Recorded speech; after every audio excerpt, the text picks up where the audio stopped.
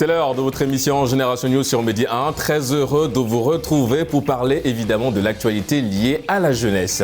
Génération News, vous le savez, en lien avec tout ce qui fait le buzz sur Internet, mais également sur le continent. Aujourd'hui, avec mes invités, nous allons nous intéresser à des sujets liés à la société. En première partie, nous allons parler du mensonge. Comment aujourd'hui se comporter face à un menteur ou au mensonge tout simplement. Vous en saurez un peu plus en première partie d'émission. En deuxième partie d'émission, une thématique en lien évidemment avec la première. On parlera des phobies sur le continent. Comment aujourd'hui régler et expliquer cette phobie-là? La peur de l'ascenseur, la claustrophobie et plein d'autres peurs liées évidemment à certains instruments sur le continent. Également des réponses en fin d'émission avec mes invités du jour. Ils sont là avec moi sur ce plateau de Génération News. Edwin, vous êtes étudiant en droit. Deuxième participation évidemment à Génération News. Merci d'avoir répondu à nouveau à l'invitation. Merci. Nous remercions également Franck, vous êtes étudiant en comptabilité finance, c'est ça? Et vous êtes également première participation à Génération News, très heureux de vous recevoir. Merci Régis pour l'invitation. On espère également notre ami Ibrahim, très heureux également de vous recevoir sur le plateau Génération News. Merci d'avoir répondu à l'invitation de Medi 1. Hyper honoré d'être avec vous. Et nous terminons cette phase de présentation avec notre ami Noël, étudiant en droit également. Merci d'avoir répondu à l'invitation de Génération News. Merci Régis pour l'invitation. Les amis, nous allons tout de suite entrer dans le vif du sujet, nous intéresser à cette première thématique liée évidemment au mensonge. Comment se comporter face au mensonge? Mais avant évidemment d'entrer en profondeur dans la thématique, Edwin, peut-être revenir un petit peu sur une définition sommaire, voire généraliste ou générale du mensonge. Qu'est-ce que tu entends par mensonge et comment tu te comportes face à, on va dire, à ce petit défaut? Bon, on va dire, pour définir le mensonge simplement, c'est le fait de rapporter des informations qui sont fausses, de les véhiculer à des fins que seule la personne sait pourquoi elle le fait. Et donc, tous autant que nous sommes, on a déjà menti. Alors, comme on dit, tout le monde ment. Tout le monde ment. Donc maintenant, comment se comporter face à un menteur ou au mensonge? Non, là c'est sur un plus ou moins personnel. Je veux dire, toi, comment tu te comportes face à ça? C'est surtout que quand tu sais que la personne en face est en train de te donner un bobard, c'est synonyme de mensonge évidemment. Comment tu te comportes face à ça? Je veux dire, comment tu réagis? Bon, je laisse la personne faire ce qu'elle fait et après, si on est dans un environnement où il y a des gens et tout, je ne vais pas faire signaler ça de suite. J'attends qu'on soit à deux pour lui dire que, écoute, tout ce que tu disais, c'était du pipeau. Donc, il ne faudrait plus faire ça. Il faut éviter. C'est pas bien. D'accord. C'est vrai que mentir, c'est Ibrahim, c'est par essence un défaut. C'est pas une qualité en soi. Le fait d'être on va dire un super menteur, c'est pas non plus une valeur ajoutée sur on va dire un petit peu cette capacité à être soi-même. Mais je veux dire aujourd'hui, c'est vrai qu'il a donné une définition un peu sommaire, cette capacité à ne pas dire la vérité, le mensonge. Mais est-ce qu'on peut trouver dans ce défaut-là une qualité? Même si on sait par essence que c'est pas une qualité, est-ce que mentir c'est parfois nécessaire? Ouais, il peut arriver des situations dans lesquelles mentir s'avère être nécessaire pour ne pas frustrer la personne qu'on a en face de nous, pour éviter certains conflits. Donc des fois, le mensonge peut s'avérer être non pas une qualité, mais quand même une échappatoire à certains conflits. Oui, mais est-ce que c'est pas aussi quelque part une sorte de prison dorée? C'est-à-dire qu'on ment, c'est vrai, tu l'as dit, on ment pour éviter une situation, on ment pour protéger une personne, mais derrière, quand la vérité nous rattrape, le mensonge qui a servi de de protection, devient en fait une prison ouverte et qui va, au contraire, vous éloigner même de cette personne-là. Est-ce que oui, c'est vrai que mentir, c'est bien, mais est-ce que c'est pas... c'est pas un peu compliqué et perplexe dans ce sens-là? Je n'irais pas jusqu'à dire que mentir c'est bien, mais comme je le disais avant la prise d'antenne, en fait tout est une question d'échelle. Selon l'échelle qui est la nôtre, mentir peut s'avérer être quelque chose de, non pas positif, mais de nécessaire par rapport à un certain âge, par rapport à à une certaine échelle. Et quand on a été bambin, on a tous cru au Père Noël. On n'en est pas plus mal aujourd'hui quand même. Ouais, bon d'accord, c'est vrai qu'il y en a qui croient encore au Père Noël, perso. Justement, on va revenir sur un point Noël. Ibrahim parlait tout à l'heure d'échelle. Est-ce qu'aujourd'hui, il y a vraiment une graduation dans le mensonge? Est-ce qu'il y a des mensonges qui sont, on va dire, moins pertinents que les autres? Est-ce qu'il y a une graduation dans ça? Et l'échelle de mensonge? Oui, il y a on peut dire qu'il y a une graduation dans le mensonge, en ce sens où il y a des mensonges de tous les jours, des mensonges où on peut mentir simplement pour se protéger. Prenons le cas il y a des gens, aujourd'hui le mauvais œil existe partout. Pour se protéger, on peut mentir pour ne pas, comment dirais-je, attirer de la jalousie et tout le reste, parce que voilà, tout le monde n'est pas content de voir tout le monde heureux. Donc, exactement. Ouais. Donc ça, on peut classer ça sur un mensonge de tous les jours. Mais il y a aussi des mensonges que par exemple les manipulateurs utilisent et par rapport à ces différents types de mensonges, la réaction diffère aussi par rapport à ça. D'accord. C'est-à-dire qu'en fait, si évidemment le mensonge, Edwin, il n'est pas, si le mensonge n'est pas très grave, on se dit d'accord, on peut gérer. On peut gérer, mais il faut faire attention. Il faut signaler à la personne que son attitude n'est pas bonne. Sinon, elle va s'enfoncer. Elle va faire de ça une routine et c'est dangereux. Oui. Oui, vas-y. Parce que souvent, lorsqu'on parle d'échelle de mensonges ou bien de catégorisation de mensonges, on se laisse tromper souvent. Par quoi? Parce que, on se laisse tromper par quoi?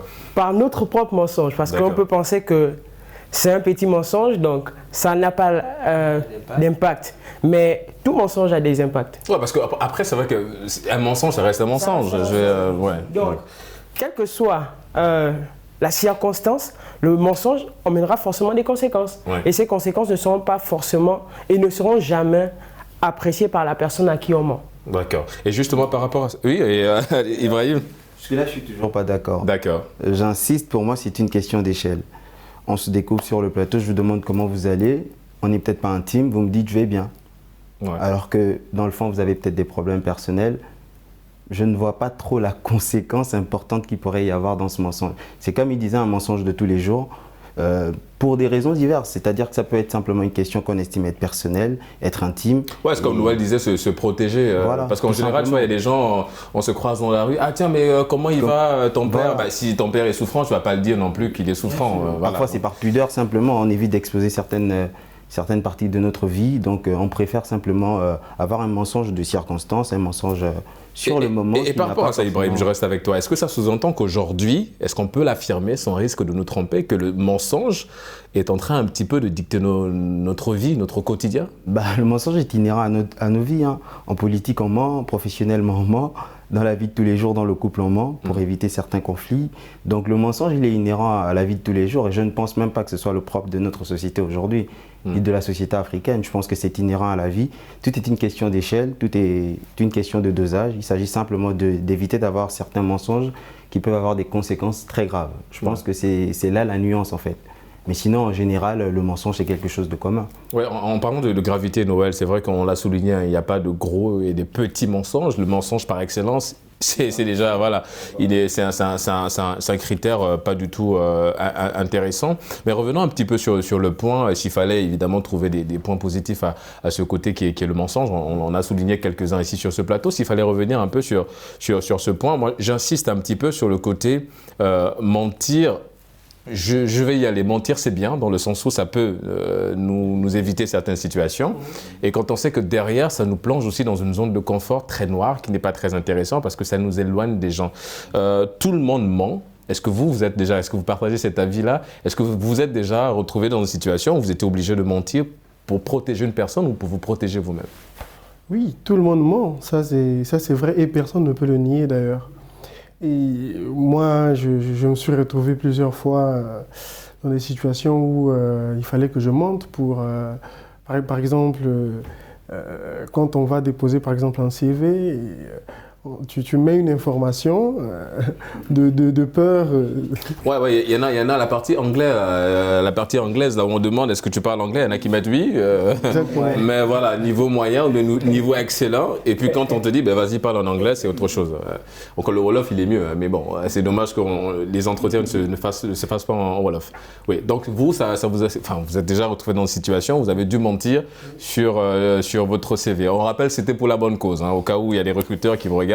Et il a arrêté de le faire. Toutes les informations sur le CV de notre ami Noël sont vérifiées et simplement vraies. On va revenir justement, Franck, c'est vrai qu'on parlait tout à l'heure du mensonge, on parlait également de cette situation où on se retrouve à mentir. Alors, il y a une étude également, enfin, c'est pas une étude, c'est juste on va dire un travail de recherche qui a été réalisé par un monsieur, un professeur français, qui justement, qui s'est focalisé sur le mensonge en entreprise. C'est un point qu'on soulignait en off.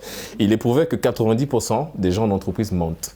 Est-ce que si on part sur ce principe-là, tout à l'heure on a évoqué le cas du CV, en entreprise il y en a qui mentent sur le CV, il y en a qui mentent sur leur profession, il va te dire qu'il est excellent dans ce domaine-là et derrière ce n'est pas le cas. Donc on a 90, c'est énorme quand même, il y en a qui mentent sur leur profil. Est-ce que quelque part ça ne nous tue pas nous-mêmes d'abord le fait de se mentir à soi-même? Est-ce que ça n'expose pas aussi l'entreprise? Et comment aujourd'hui arriver à détecter ces menteurs-là?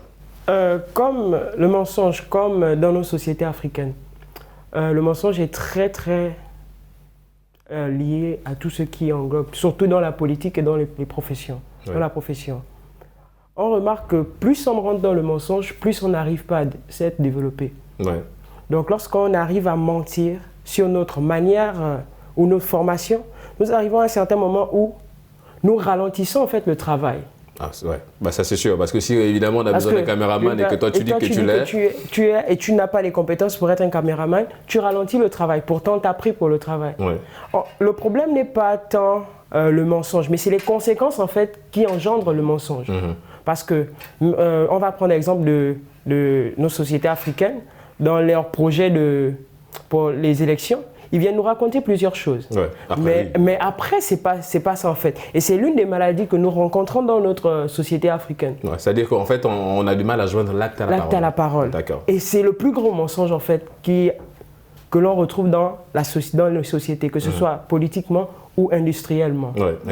Déjà, politiquement, moi je ne suis pas sûr qu'on ait forcément affaire à des mensonges.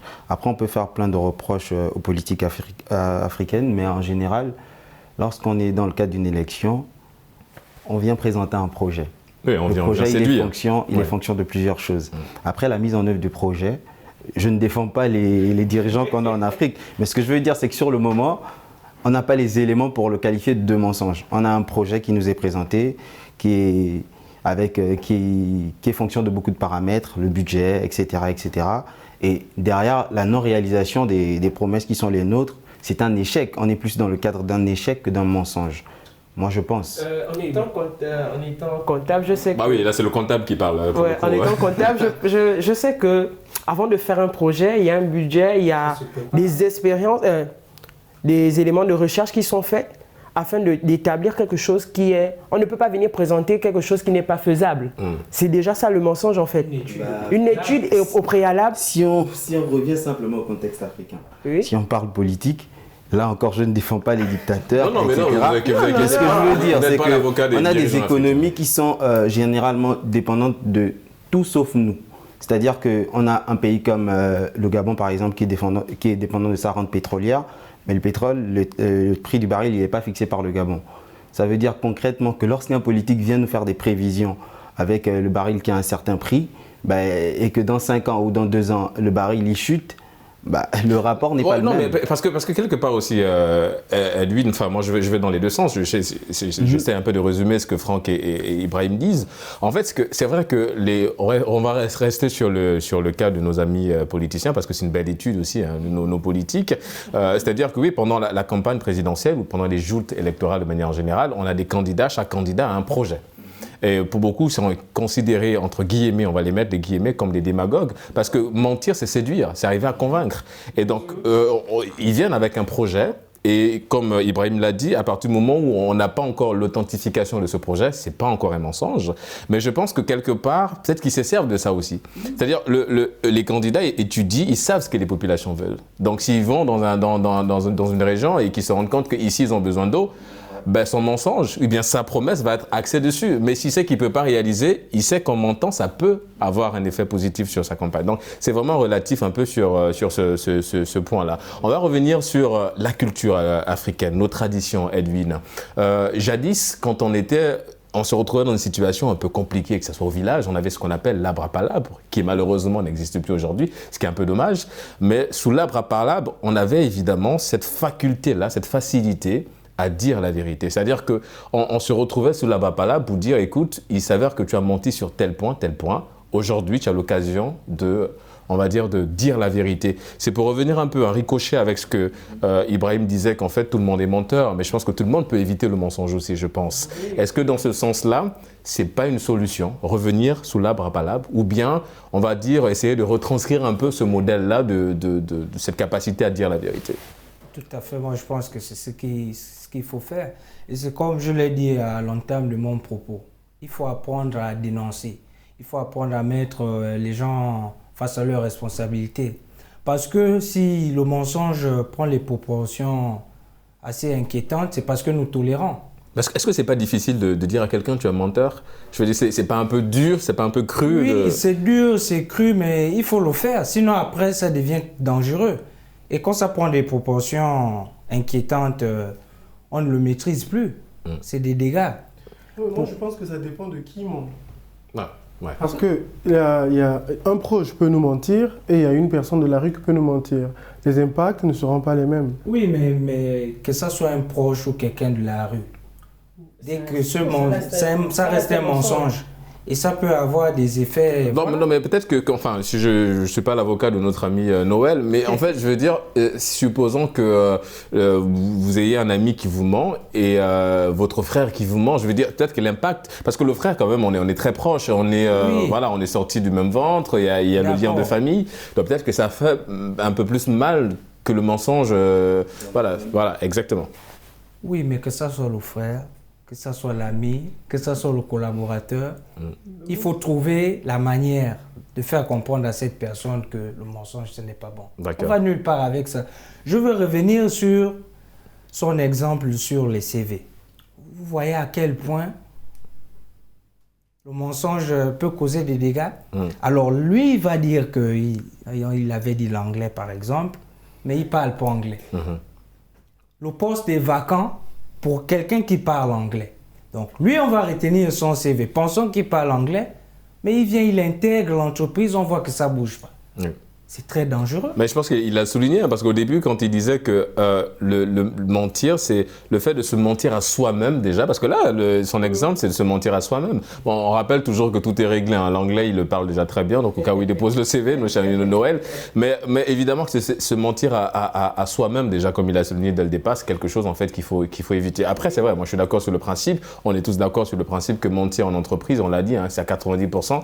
Et comme Franck l'a très bien souligné, ça ralentit le travail. Parce qu'on n'a pas les bonnes personnes à la place qu'il faut. Et ça devient assez compliqué. On va revenir. C'est un point, les amis, que j'aime bien mettre en lumière parce que c'est notre quotidien. Ibrahim, je veux revenir dans la cellule familiale, le mensonge en famille qui crée parfois des divisions, qui crée des frictions au sein de cette famille-là. L'absence de communication est là. Comment aujourd'hui, justement, essayer de renverser un petit peu la donne? On a l'impression que dans la famille, le mensonge, dans certaines familles, il serait bien d'un petit peu de ne pas... voilà, exactement. Dans certaines familles, le mensonge, on a l'impression que c'est le leitmotiv, c'est la règle. Oui, on a l'impression que c'est une norme de mentir dans une famille. Or, la famille, en famille, là, on se dit toute la vérité. Pas nécessairement aussi. Moi, je pense que, par exemple, si on revient effectivement à la structure de la famille, si je reviens à un cas qu'on a peut-être tous connu, quand on était plus petit et qu'il y avait un problème à la maison, par définition, on se disait que papa, il allait régler le problème. Et il disait, par exemple, dans certaines situations, vas-y, je vais le régler demain, il n'a pas de solution sur la main. Et c'est en grandissant qu'on se rend compte que dans bien des situations, il nous mentait, mais ça a renforcé, en tout cas dans mon cas personnel, ça a renforcé l'image que j'ai de héros de mon père, en me disant que parfois, envers et contre tout, il se devait de garder cette image-là de la personne qui a la solution dans le foyer. En fait, dans certaines situations, le mensonge se révèle comme étant une leçon de vie. Exactement. Il y a un message qui est porté par ce mensonge. C'est pourquoi on a le hasard d'être à côté. Mais je reste sur ce format-là. C'est une question d'échelle. C'est-à-dire que dans le cas de ce mensonge-là, moi, en grandissant, en étant demain père de famille, j'ai conscience qu'envers et contre tout, face à tous les problèmes auxquels seront confrontés les miens, il faudrait que je trouve une solution, d'abord. Mais il y a une différence entre le réconfort que les parents nous donnent et un mensonge. Parce que notre père nous dit qu'il va gérer la situation. C'est pas comme s'il va la banaliser en fait. Il va tout faire pour régler cette situation en fait. Parce que si on dit que c'est un mensonge, c'est comme si derrière, il va pas le faire en fait. C'est ce qu'on disait à la base. C'est la conséquence qui s'attache au mensonge qui en fait un problème ou non. C'est-à-dire qu'à ce moment, lorsqu'il dit j'ai la solution demain, en vérité, il n'a pas la solution. Mais il se dit je dois tout faire pour pouvoir apporter cette solution. Donc, au moment où il le dit, à reculant, on se rend compte que c'est un mensonge. Un mensonge par nécessité. Ok, moi je par pense nécessité. que le terme est bien trouvé. Le mensonge, c'est la conséquence d'un non-respect d'un dit. Oui. Enfin, oui, c'est ça. Ouais. Enfin, c'est une définition approximative du mensonge. Voilà. C'est très approximatif quand même. Vous voyez. Voilà. En fait, parce que si tu viens tromper quelqu'un en disant, on va reprendre le CV, si tu viens dire à quelqu'un... désolé, Noël. C'était un bel exemple. C'est l'exemple qu'on a appris. Si aujourd'hui on ment pour le CV, on a dit quelque chose mais qu'on n'a pas respecté. Si on va chez un père, comme tu as dit tout à l'heure, il a dit qu'il va trouver une solution. Et après, s'il ne trouve pas la solution, ça devient un mensonge. Non, moi je suis pas d'accord. Est-ce que le côté intentionnel aussi, quand même, ça joue beaucoup, je veux dire. Parce que, pour revenir au cas du CV, justement, ça sous-entendrait que s'il dépose son CV, si je dépose dans mon CV en affirmant que je parle très bien anglais, si sur les 15 ans que je fais en entreprise, je ne suis jamais emmené à parler anglais, ce n'est pas un mensonge. Alors que ce n'est pas le fait de pratiquer qui voudra dire que j'aurais pas menti. C'est différent. Ça reste un mensonge. En fait. Ça reste un mensonge. Il faut qu'on soit d'accord. C'est pas forcément le fait que ça soit démasqué, que ça ait une conséquence. Non, c'est pas question de démasquer, mais c'est un mensonge. Voilà. Après, quand on pose l'acte, en fait, je pense que vous n'avez même pas compris ce que j'ai dit. Non, mais écoute, nous, on essaie de te comprendre. J'ai dit, le mensonge est le non-respect d'un non-dit. Donc, si tu dis que tu parles anglais et tu ne parles pas anglais, c'est un mensonge. C'est pas parce que tu fais, après les 5 ans ou 10 ans dans l'entreprise, tu parles anglais, tu l'as appris sur le tas. Ouais. Ça ne fait pas de toi une personne en entrant dans l'entreprise qui parle anglais. Ouais, parce que dès le début, déjà, en fait, tu as commencé sur un mensonge déjà. Voilà, c'est un mensonge. Ouais. Et si je peux encore renchérir sur ce qu'il disait pour la famille, j'ai une situation que j'ai vécue récemment avec les membres de ma famille, sur un problème qui s'est passé il y a plus de 8 ans. D'accord. Sur un non-dit, donc un mensonge, une personne, ils avaient un souci entre mes mères, ils se sont disputés. Et après, ils se sont dit qu'ils se sont pardonnés. Mais au final, ils ne se sont pas pardonnés parce qu'il y avait une personne à l'intérieur qui avait une douleur interne. Ouais, c'est-à-dire qu'elles ont menti pour essayer de arranger et de garder la belle image auprès de la famille. Mais le problème, c'est que à un moment important où chacun avait besoin de l'autre, la chose a éclaté. Comme tout mensonge éclate toujours. Donc la vérité est toujours à la lumière, tôt ou tard. Après peut-être 8 ans ou 9 ans, au moment le plus important de une des deux, le mensonge qu'ils ont créé il y a 8 ans a fait surface et a divisé la famille. Ouais. A divisé la famille en 2 clans. Ouais. Ah ouais, là c'est comme je disais tout à l'heure, les conséquences sont beaucoup plus graves. Pourtant, à l'instant T, ça n'avait pas l'air très grave. Oh, je t'ai pardonné, c'est pas grave, on fait la paix. Et après, pendant les 7 ans ou les 8 ans même, ils vivaient bien. Le mensonge était là. C'est pas très grave, même si... Mais à un moment le plus important, parce que après un mensonge, le problème, c'est pas rester là, mais c'est ce qui suit après. Parce qu'au moment où la situation dont tu as menti doit maintenant faire surface, c'est là où il y a la plus grande conséquence. Et c'est là où il est nécessaire de simplement dire la vérité, Noël. Je pense que la vérité nous éloigne du mensonge. La meilleure chose. C'est en fait tout simplement dire la vérité, Noël. Oui, la vérité est bien. Mais moi, je reste beaucoup plus dans... Non, c'est pas que je préfère le mensonge, Oui. mais je préfère dire plutôt que... Je peux pas nier le mensonge, en fait. Ouais. Parce qu'il peut arriver des situations où nous sommes obligés de mentir. Ça arrive à tous. Hein. Déjà, pour un homme, pour séduire une femme, il y a un peu de mensonge aussi dans... Oui. Déjà, pour répondre à la première question que vous avez posée à Edwin, moi, je suis beaucoup plus dans la compréhension. Je comprends le menteur, en fait. D'accord. Parce que nous avons souvent tendance à surréagir face à un menteur. Oui, mais aujourd'hui, ça devient une maladie. Hein. Il y a des gens qui souffrent de ça. Ça devient... Un mensonge chronique. Voilà, un mensonge chronique. Tu es tout le temps appelé à mentir. Non, mais là, on doit faire appel à un psychologue. Parce que ça, c'est un mensonge. Mais la question, c'est comment il en est arrivé là. Comment la personne est arrivée à ce point. Qui vole un œuf, volerait un bœuf. Ouais. Donc, tu commences par un petit mensonge et tu finiras par un gros mensonge. Pourquoi on est là? Ça, c'est expliqué quand même. Là, Non, je n'ai... Allez-y, Noël. la mythomanie, hein, le fait de mentir, je ne sais pas trop comment dire ça, mais ça, c'est une maladie. Mentir devient pour vous pathologique. Donc, ici, la solution, c'est d'aller voir un docteur et tout. Maintenant, si nous sommes face à un menteur pathologique, je pense que la meilleure solution, ça sera de fuir tout simplement. Et en parlant d'aller consulter les amis, on marque une courte pause. On se retrouve dans la deuxième partie de l'émission Génération News pour parler des phobies sur le continent. À tout de suite.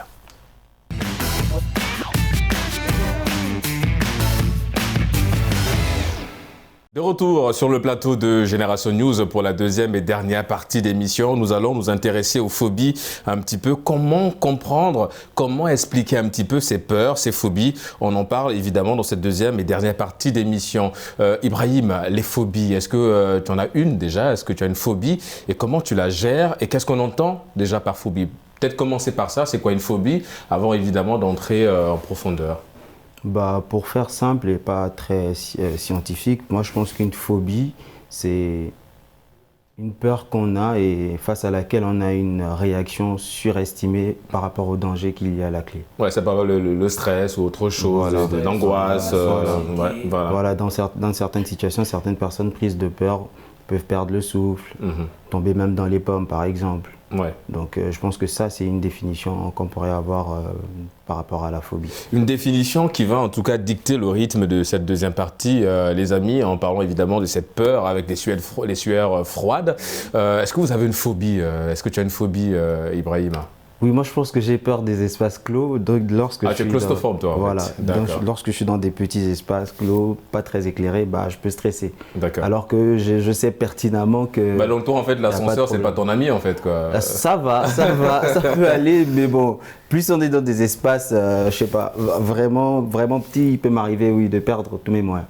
Edwin, comment l'expliquer? Je veux dire, comment expliquer que des gens se retrouvent justement avec des phobies, avec des peurs? Bon, moi, ici en termes de phobie, peut-être que chacun me dira c'est quoi sa phobie. La mienne, en tout cas, j'ai peur des reptiles, tout ce qui est serpent, là, voilà, c'est autre chose. Par contre, j'aime bien les documentaires animaliers évidemment sur les reptiles, les anacondas, j'aime bien. Mais comment expliquer, je veux dire, Edwin, comment comprendre que des gens se retrouvent avec des peurs aussi ciblées, la peur d'une chose bien précise? Et qu'est-ce qu'il faut dire pour comprendre ça? C'est assez simple. La phobie, elle peut être naturelle, parce que tout le monde a peur de quelque chose. Oui. Et quand on n'arrive pas à gérer cette peur, et donc on la développe, elle atteint ce stade de maladie ou de pathologie. Ça peut être aussi lié par le fait qu'un proche nous ait entretenu depuis le bas âge. C'est vrai, ouais. Avec une idée Et du coup, dès qu'on est face à cette situation, on prend peur. Et donc, du coup, on la développe et voilà. Est-ce qu'il y a des solutions, Noël? Je veux dire, c'est vrai, tout à l'heure, j'ai posé la question, je te la pose à toi, mon cher. Est-ce que tu as une phobie? Et est-ce qu'il y a des solutions derrière? Parce que tout à l'heure, on parlait de pathologie. Quand on parle de pathologie, évidemment, c'est une maladie, déjà. Parce que pour certaines personnes, lui, c'est à ce stade, hein, où parce qu'il y en a qui ont peur des bananes. Moi, en préparant cette émission, je suis tombé sur des gens qui ont la phobie de la banane. C'est-à-dire qu'il suffit de voir une banane et voilà, il y en a qui vont dans les pommes. Ouais, salade de fruits au passage. Mais voilà, donc en fait, il y a le stress, il y a l'angoisse, il y a toutes ces choses. Est-ce qu'il y a une solution face aux phobies, mon cher Noël? Déjà, je tiens à rappeler que tout le monde a peur. Et quand on parle de phobie, on fait allusion à une peur surréaliste. Une peur qu'on n'arrive pas à expliquer, en fait. Or que moi, jusque-là, en ma connaissance, je n'ai pas encore eu une phobie comme telle. D'accord. Parce que la phobie peut se déclencher à tout moment. Même étant grand, même à partir de plus de 30 ans, on peut avoir une sorte de phobie.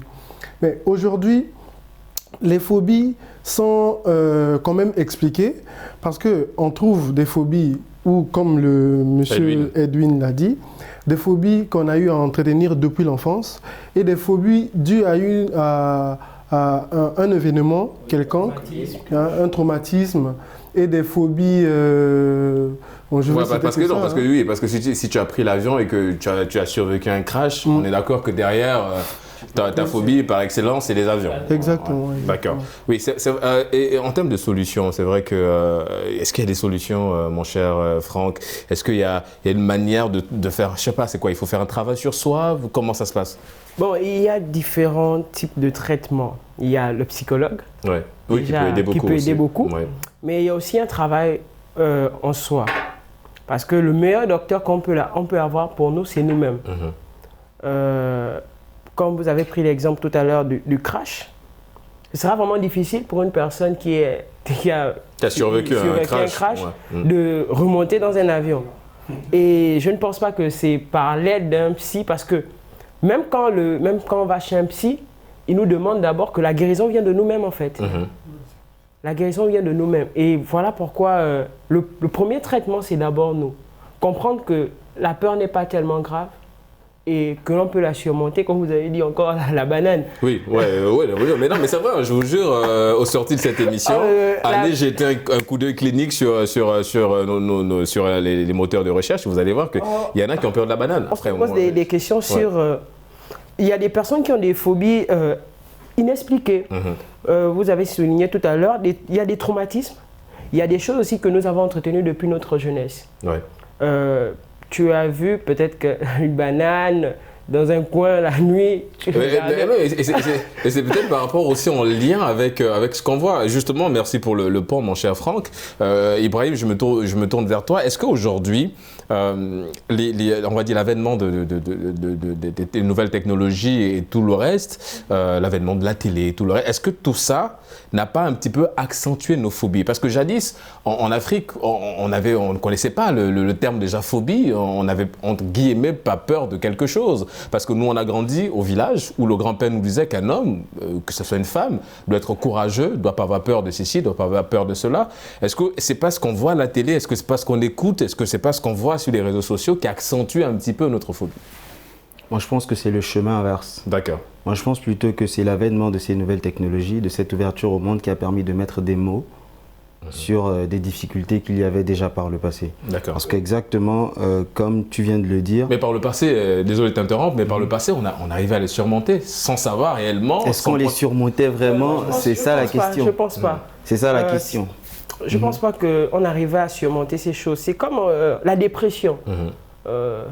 Avant, on n'avait pas un terme dans nos cultures africaines. C'est toujours des éléments qui renvoient à une faiblesse. Il y avait des personnes, c'était des personnes faibles, on pouvait les considérer comme des personnes faibles, faibles d'esprit, qui n'ont pas une capacité à s'exprimer, qui n'arrivent pas à se développer. À se surmonter en fait. Mais aujourd'hui, on a compris que c'est un travail, c'est un problème plus en fait de l'intérieur que ce que l'on montre en fait. Parce que comme la dépression, elle est quelque chose de très profond et qui tue de l'intérieur.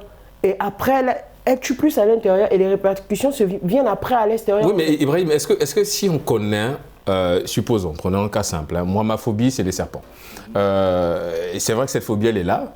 Mais le fait de connaître davantage sur ma phobie, est-ce que ça n'accentue pas un peu encore la peur aussi Peut-être que le travail, ce serait d'aller au contact d'un premier reptile, un serpent, je ne sais pas, qui n'est pas, tu vois. Ça peut être on va dire un remède. Mais le fait de savoir que ce même serpent peut me mordre ou peut m'avaler, du coup, ça accentue encore ma peur, quelque part, en fait. Oui, sans doute. Mais de toutes les façons, l'avènement de la technologie nous permet d'en savoir plus. Oui. Alors, de deux choses l'une. Soit ça accentue notre peur, soit ça nous aide à mieux appréhender notre peur. C'est-à-dire que pour revenir au format... Enfin, c'est couper la poire en deux, tout simplement. Voilà, ouais. Mais pour revenir un peu au format qui était le nôtre avant, à savoir, comme tu le disais, avant on n'en entendait pas parler, c'était considéré comme des histoires de faibles, etc. Alors si moi je suis par exemple claustrophobe, oui. Et que je... Non, pas par exemple, vous l'êtes. Voilà, bon, pour prendre mon exemple. Alors si on est, je sais pas, je prends un exemple comme ça, si on est 50 ans en arrière, et comme on ferme toute une nuit dans un espace clos et que je survis à cet espace clos, est-ce que pour autant j'aurais vaincu ma peur? Non, mais attention, mon cher Ibrahim, parce que jadis, nos ancêtres, c'était un rituel. C'est-à-dire que pour être un homme, quand tu étais un tout petit, un jeune homme, il fallait justement vaincre tes peurs, tes phobies pour être un homme aujourd'hui. C'est-à-dire que si jadis, c'était dans ce format traditionnel, on t'aurait effectivement enfermé dans cette zone-là, enfin, dans cette chambre, pour dire, écoute, tu sors de là, tu es un homme. C'est que tu auras vaincu ta peur quelque part. Donc, ça faisait partie de nos rites. Oui, mais est-ce que c'était forcément vrai? Et puis il faut dire que, pour revenir justement à ces temps très reculés quand même, bah, du coup on cachait beaucoup de nos peurs. Pour revenir un peu à ce qu'il a pris comme exemple, la dépression par exemple, c'était quelque chose qui était finalement vécu très intimement et qui pouvait justement amener à certains accidents parce que personne n'osait exprimer ses peurs. Personne ne savait même ce que...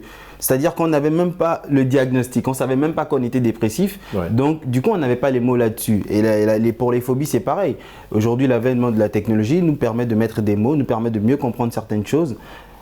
Là, par exemple, tu dis avoir peur des serpents, mais au moins tu en sais plus. Ouais, je sais que ce n'est pas forcément logique, mais au moins tu en sais plus. Donc c'est quand même ça, la technologie nous permet d'avancer sur ces questions-là. Oui, tout à l'heure j'ai évoqué une solution, est-ce que vous la partagez? C'est-à-dire que parce que évidemment notre thématique c'est comment l'expliquer, quelles sont les solutions pour justement vaincre ces phobies. Est-ce que la solution par excellence elle est au contact de cette phobie-là? C'est justement ça la solution. Parce que moi j'ai eu une expérience, j'ai un frère qui a fait un accident, je vous assure que... Accident de voiture, d'accord. Monter dans un véhicule avec ce monsieur-là, c'était compliqué. Parce que dès qu'il s'approchait d'un véhicule, le film revenait. Mais comment est-ce qu'on a fait pour soigner ça? Il fallait qu'on soit à chaque fois en contact avec le véhicule. Parce que qu'on le veuille ou pas, il fallait qu'il monte dans ce véhicule. Ouais. Donc il fallait affronter cette peur-là. Et donc petit à petit, ce n'est que comme ça qu'on peut soigner une phobie. C'est être en contact de la chose qui nous fait peur. Ouais.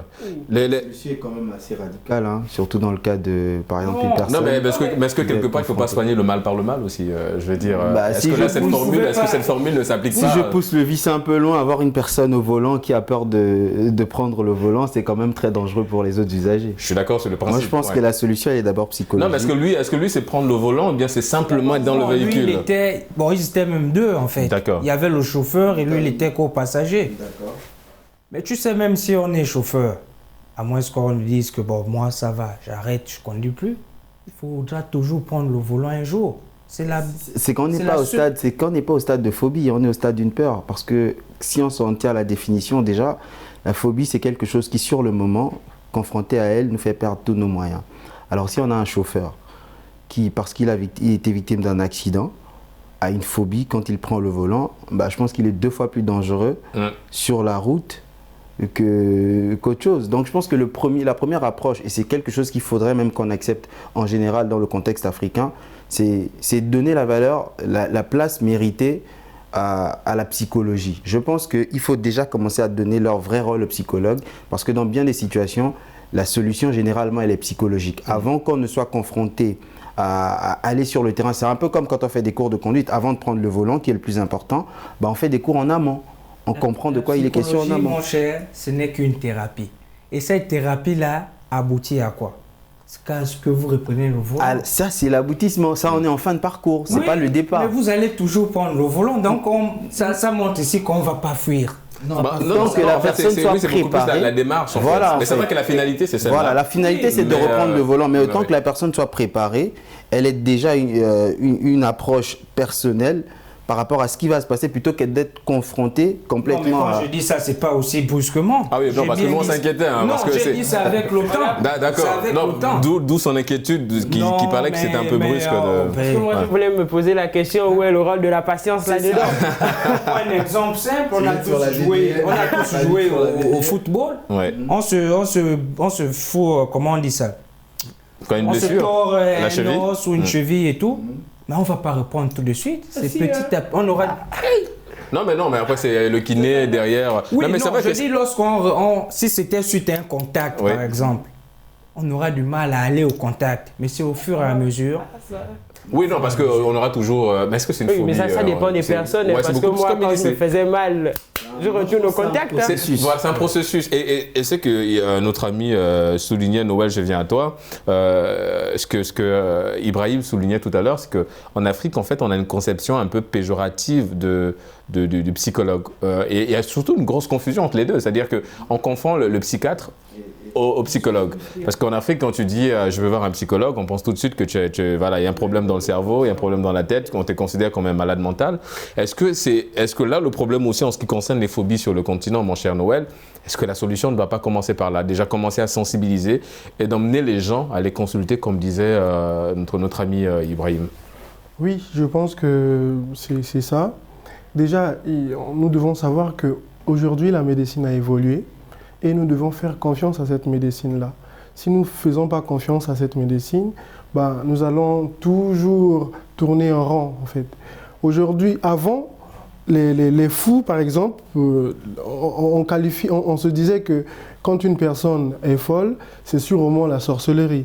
Or qu'aujourd'hui, avec l'évolution de la médecine, on arrive à dire que ce n'est pas la folie. Parfois, ce sont des troubles. En tout cas, il y a des gens qui arrivent à expliquer ça. Or qu'avant, nous, on ne pouvait pas expliquer. On disait simplement, on accusait simplement quelqu'un, on accusait par exemple parce que chez nous, il fallait aller consulter le praticien d'à côté pour en connaître un peu plus, enfin le mystique tout simplement. D'accord. Donc il faut justement, parce que c'est important, c'est quand même important parce qu'on n'a pas cette notion sur le continent. Peu de personnes, enfin sur le continent, je ne vais pas parler pour d'autres pays, parce que d'autres pays, je pense qu'ils sont beaucoup plus à l'aise avec l'idée d'aller voir un psychologue, mais dans certains pays, je pense que dans nos pays réceptifs, on a un peu voilà, ce côté-là où c'est voilà. On se voit même dans nos établissements, les psychologues n'ont pas de boulot. Pourtant, on retrouve des personnes qui ont même des problèmes pour leur étude, des problèmes de famille, des problèmes de dépression. Il y a beaucoup de choses. Mais des personnes, en fait, on n'a pas cette culture-là. On n'est pas enseigné là-dessus. On nous donne des choses, mais on ne nous explique pas à quoi ça sert en fait. D'accord. Voilà, c'est comme si on te voit aller chez le psychologue, on va te dire que tu es un fou en fait. Comme parce que la confusion elle est là, parce que le psychiatre est confondu. Je pense que nos sociétés on va dire qu'un fragile. Voilà. C'est ça. Ouais. La première chose, c'est d'abord expliquer à quoi sert un psychologue et montrer en fait, parce que avoir un psychologue, c'est une force. Parce qu'il y a beaucoup de choses que l'on n'arrive pas à exprimer soi-même. Ouais. Beaucoup de personnes meurent parce qu'ils préfèrent garder les choses en eux, en fait. Ils ont du mal à extérioriser. Et le psychologue est là pour permettre à ce que tout ce qui est à l'intérieur ressorte afin que tu sois libéré. Ouais, parce que quand tu ne consultes pas, et on parlait tout à l'heure dans la première partie de dépression, être dépressif, c'est se parler à soi-même mais de manière négative, de se convaincre de faire des choses qui ne sont pas assez intéressantes pour soi-même. On va revenir, je l'ai souligné en première partie d'émission, pour moi c'est le socle, c'est la base, la famille. On va parler d'un petit peu, quel est le rôle, Edwin, de la famille, évidemment dans cette capacité à vaincre les phobies. Est-ce que le père ou le grand frère ou la sœur peut t'aider à vaincre certaines phobies? Est-ce qu'ils ont un rôle? Est-ce qu'il y a un rôle, on va dire, dans cette quête-là Mais bien sûr, c'est nos premiers psychologues, puisque c'est des gens à qui on fait entièrement confiance. Donc on se dit que si on parle de quelque chose qui ne va pas, qu'ils arrivent à nous comprendre, ils peuvent nous aider. Faut pas être bloqué, faut pas être buté. Il faut en parler. Et malheureusement, ce qui se passe aujourd'hui, c'est qu'on aime tout garder en nous. Ouais, c'est comme Franck disait. Mais si on garde toujours, on va pas avancer. Quelque chose ne va pas, il faut aller vers papa, il faut aller vers maman, puisqu'on est plus à l'aise. On s'ouvre plus à eux. Plus à l'aise avec les parents, pas nécessairement. On a beaucoup de situations dans lesquelles, au final, les parents se rendent compte que les enfants, quand le problème arrive, les parents se rendent compte que les enfants vivent beaucoup de situations qu'ils ignoraient, hein, parce que les enfants, par définition, ne sont pas forcément très ouverts à l'idée. Et je pense même qu'en soi, c'est l'idée même de la famille qu'il faudrait qu'on questionne aujourd'hui. C'est-à-dire que dans l'approche qu'on a de la famille en Afrique, elle est forcément très virile. Elle est forcément très autoritaire. Et cette approche-là, il y a toujours c'est lié à une forme de reprobation. Voilà, elle ne favorise pas la discussion, elle ne favorise pas toujours la mise en confiance. Bon, après, ça dépend des familles. Voilà, hein. Toutes les familles. On connaît bien des familles dans lesquelles, quand le papa rentre à 19h, bah, tout le monde s'empresse d'aller dans sa chambre. Il y a souvent une différence entre l'autorité et la rigueur, en fait. Voilà. Dans nos familles, on ne veut pas le respect, mais on veut traumatiser. Il y a beaucoup de personnes qui...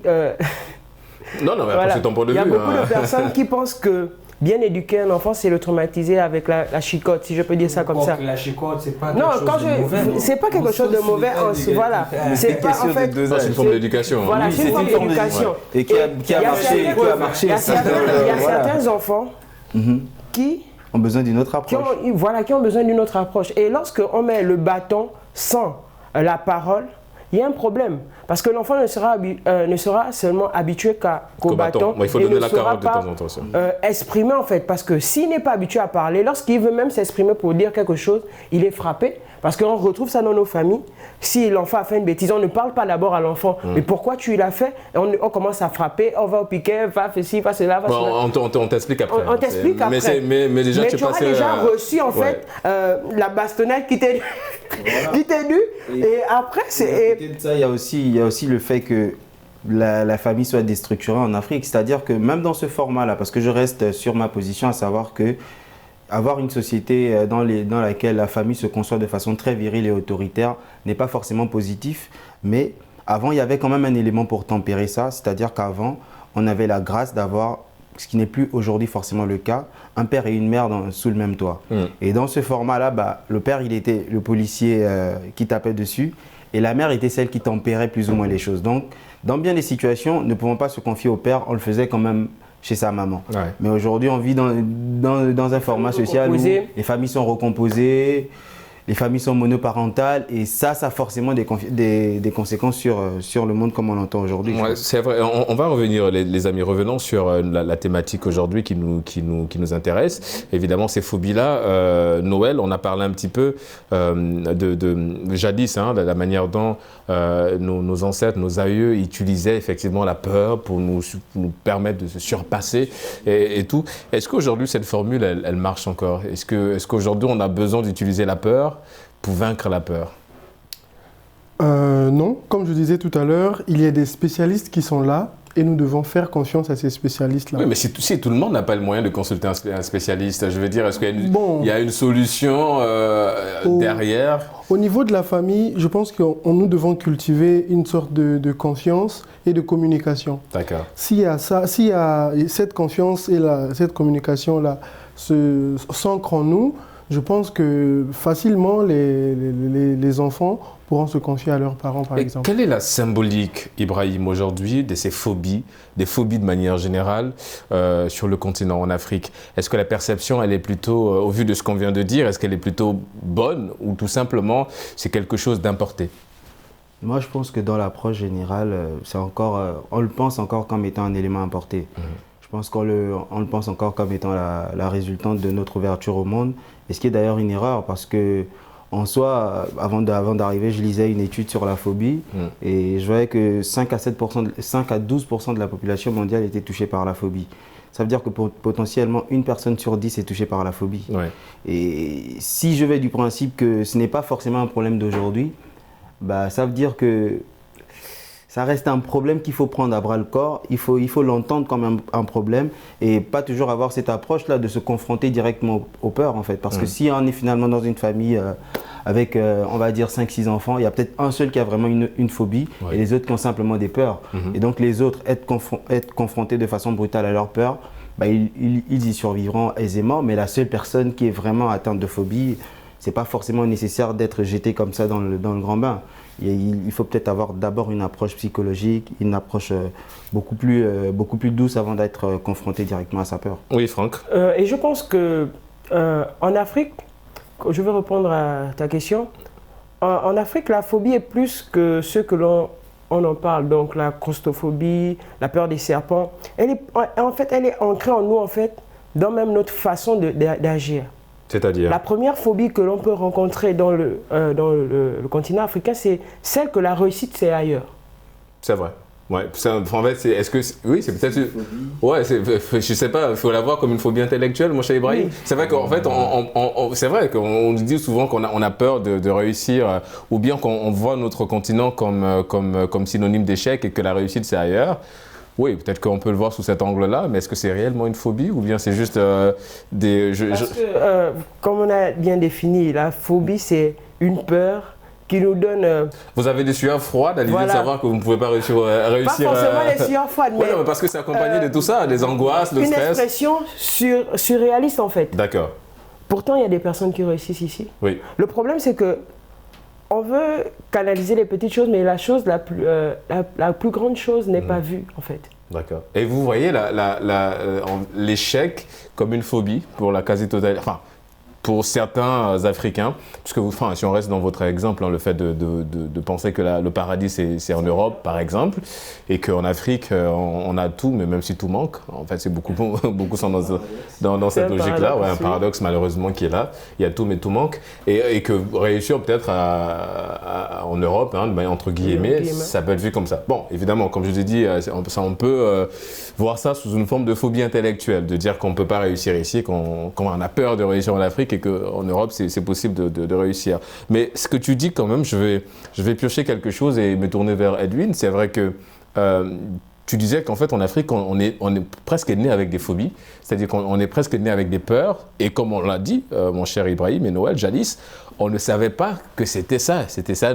On n'avait pas des noms, mais on était toujours habité par cette peur du noir, cette peur. Je pense que le noir, on a tous eu peur du noir. Quand on nous envoyait qu'il y avait un couloir où c'était noir, je pense que Usain Bolt n'était pas plus rapide que nous quand il fallait passer dans ce couloir-là. Donc moi, je reviens un peu sur la symbolique, Edwin, en ce qui concerne les phobies en Afrique. Est-ce qu'aujourd'hui, cette symbolique, elle est toujours là? Parce qu'on a dit à l'époque, on se servait de la peur pour faire un rythme d'initiation. On se servait de cette peur-là. Est-ce que c'est toujours le cas? Est-ce que cette symbolique est toujours là? Ou tout simplement, on se modernise en se disant, les psychologues sont là, ils peuvent nous aider à vaincre cette phobie? Bon, moi, je pense que cette symbolique, elle est toujours là, mais plus comme avant. Parce que comme je le disais et j'insiste, pour vaincre cette peur-là, il faut l'affronter. Mais après, vous savez, de nos jours, avec l'ouverture au monde, donc on se tourne vers tout ce qui est occidental et tout, on délaisse un peu ces pratiques-là. Moi, je pense que si on fouille, si on va consulter le livre magique du grand-père ou de la grand-mère, on trouvera des solutions contre les phobies. Et je veux dire, je pense que c'est beaucoup plus nous. On a fait un peu, on va dire, on a créé, on a créé une... On va aller un peu dans votre ordre d'idée. Aujourd'hui, l'une des plus grosses phobies, c'est d'aller au village. C'est ça, parce qu'on a tous peur d'aller au village. Or, le village, évidemment, nous rapproche et nous éloigne de certaines phobies, en ce qui concerne évidemment ta claustrophobie, la peur du noir, ou la mienne, celle liée aux reptiles. Les amis, ça allait très vite, mais nous sommes arrivés au terme de cette émission. On remercie Edwin, vous êtes étudiant en droit. Merci d'avoir participé à Génération News. Merci. On remercie également Franck, étudiant en comptabilité finance. Ça a été un plaisir de te recevoir. Première participation. On espère te revoir évidemment sur le plateau de Génération News. J'espère aussi. Première participation également pour notre ami Noël. Merci d'avoir répondu à l'invitation de Génération News. On remercie Ibrahim d'être venu sur ce plateau de Génération News pour échanger évidemment avec Edwin, Franck et Noël. Les amis, c'est la fin de cette émission. On se donne évidemment rendez-vous la semaine prochaine pour d'autres actualités liées à la jeunesse. D'ici là, n'oubliez pas, quoi qu'il arrive et quoi qu'il advienne, gardez le sourire en compagnie de nos programmes.